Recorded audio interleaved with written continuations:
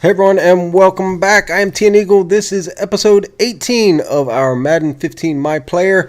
And guys, we are still in our first string middle linebacker position, undrafted free agent out of Delaware. And this is actually season 2. So if you've missed the first season, you can go back and watch that. And I believe this will be the second game in the season. But that being said, look up there at the top right. We just got booted down to second string. And I quite honestly kind of saw this coming. The team had signed Brandon Spikes in the offseason, and I'd seen him, in that first game, they get like 11 tackles, and, he was all over the place. So I kind of saw it coming, and it's a little frustrating just to be able to work our way all the way up to where we are as an 84 rated player, especially coming from low 70s, something like that. But it is what it is, and hopefully we can make a pretty awesome tandem between the two of us and kind of propel our team on to a little bit better season we had last year. Last year we were 8-8, so this year starting off 1-0, and let's see what we can do here in the second game. Guys, if you do enjoy this series, please remember to drop a like, please comment, please subscribe. It does help me out and will help the channel grow. We're actually going to get our first action here in the second quarter, and we get in there and we're just unable to bring Brady down. We're so close, and he had just gotten rid of the ball. So we are up 7-0, but now it's 3rd and 3. 4 minutes left in the second quarter, so they're pushing in on us. And now it's up to the defense to try to come up big, and we did. Then there's the guy. There's Brandon Spikes, and that was a pretty huge hit right there. But you can just see kind of where he is and the quickness that he can bring to the team is really going to do nothing but help us. But moving in now into the third quarter, and look where we're at. We're up 21-3, and last year, if you remember, we had trouble scoring, so that's kind of good to see.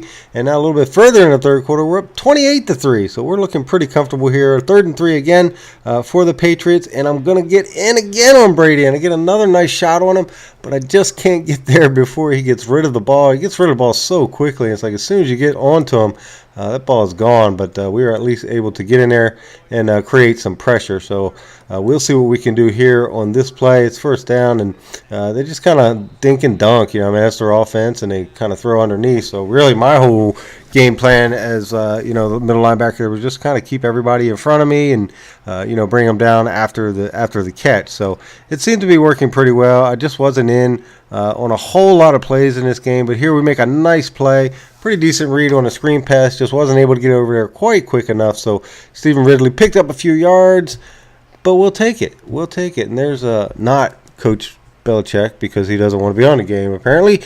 But we did take the win there, 28-10. And you can see as we go in to the defensive stats in this game, it's just we weren't really all that proficient in being able to help. But that being said, Brandon Spikes there, you can see he only had 4 tackles, and we had 2 solo and 3 total. So not a lot that we could do. Obviously, the Patriots were passing quite a bit, so that kind of down the field, I'll say, passing down the field. So it kind of took us out of a lot of the play. But we are happy to start the season 2-0, and now we're just going to move straight on into the next game, which will be against an NFC East rival, the New York Giants. So hopefully we can continue our momentum at 2-0 and also continue to try to build up our guy and maybe get back up there in that first string position. But I will say this, being a 3-4 defense, as I had always said in the beginning, we still get plenty of field time as a second string middle linebacker, because there's always 2 on the field as long as we're in our base defense, and even on some of the nickel plays. So it's not like we're missing a ton of time as far as being able to be on the field. But we're going to go in.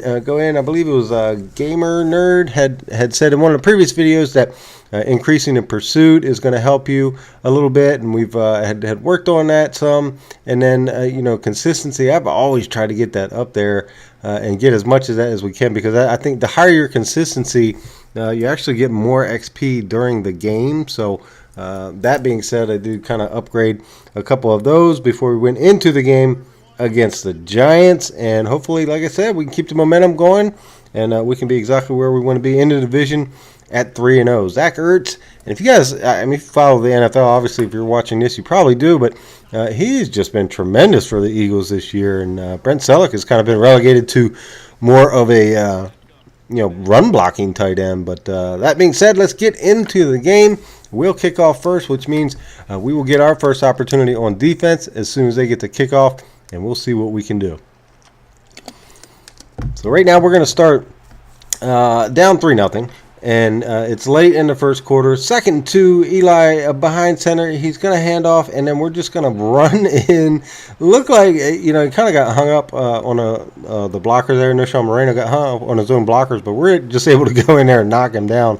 And we get the ball back to our offense. And they do go down, and they score a nice field goal to tie it up at 3 apiece. And then here we will go ahead and fill in the hole. And you can see there, Moreno, 6 rushes for 11 yards, 1.8 average. We will take that all day. And then here into the third quarter, we've only added on 2 field goals, but that has been enough so far. And there we are. Now, again, back being on second string, we're kind of back to kickoff coverage, which we had not had to do before. But I kind of like kickoff coverage. You get usually get a pretty good chance at a tackle on those. So you can see there was a pretty nice hit. But it's 1st and 10. Giants are driving a little bit on us, but Eli's he's like, what I do? And he almost throws a pick there. But we weren't able to hold on to it, so we were still maintain our lead. And then here, 2nd and 10. They're just inside of 20, so they are in the red zone. So now it's a matter of what can we do to kind of shut them down. And there's 3 of us on there, and including myself, and just were not able to kind of bring him down right there. As he kind of bounced off of us. But the Giants ended up scoring on an interception, I believe it was. So they took the lead. Now we are down 10-9, 3 minutes left in the fourth quarter. Offense gets the ball off the kickoff. A pretty good return there. So we thought maybe we'd be in good field position, but we were unable to do anything. And then, as the quarter is winding down here, I took a really bad angle on that and kind of freed up the runner to get to the outside.